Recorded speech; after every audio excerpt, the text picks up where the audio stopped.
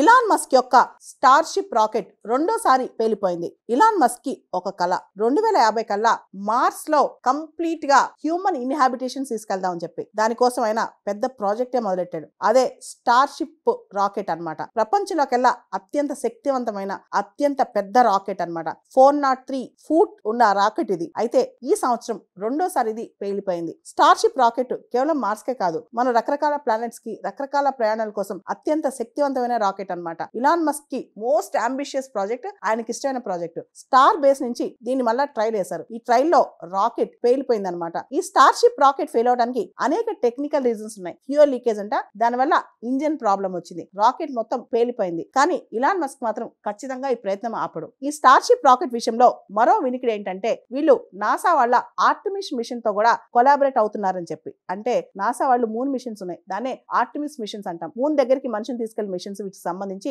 ఈ స్టార్షిప్ ద్వారా భవిష్యత్తులో తీసుకెళ్లే అవకాశం ఉందంట. దీని మీద కూడా చర్చ జరుగుతుంది. ఇకపోతే ఇలాన్ మస్క్, మనకు తెలుసు ఇలాన్ మస్క్ ఏది పట్టుకున్నా పట్టు విడవడం అనమాట. స్పేస్ ఎక్స్ ప్రాజెక్ట్ ఫస్ట్ లో చాలా పెద్ద ఫెయిల్యూర్, కానీ ఇప్పుడు అది సక్సెస్ఫుల్ ప్రాజెక్ట్ అనమాట. ఒక ప్రైవేట్ స్పేస్ ఏజెన్సీగా స్పేస్ ఎక్స్ చాలా ముందుకెళ్తుంది, కానీ ఇనిషియల్ గా స్పేస్ ఎక్స్ చాలా పెద్ద ఫెయిల్యూర్ అనమాట. ఇప్పుడు స్టార్షిప్ రాకెట్ కూడా ఈ సంవత్సరం 2 సార్లు ఫెయిల్ అయింది, కానీ ఖచ్చితంగా ఒక రోజుకి స్టార్షిప్ సక్సెస్ అవుద్ది. ఖచ్చితంగా స్టార్షిప్ రాకెట్ అనేది ప్రపంచంలోనే శక్తివంతమైన రాకెట్ అవుతుంది.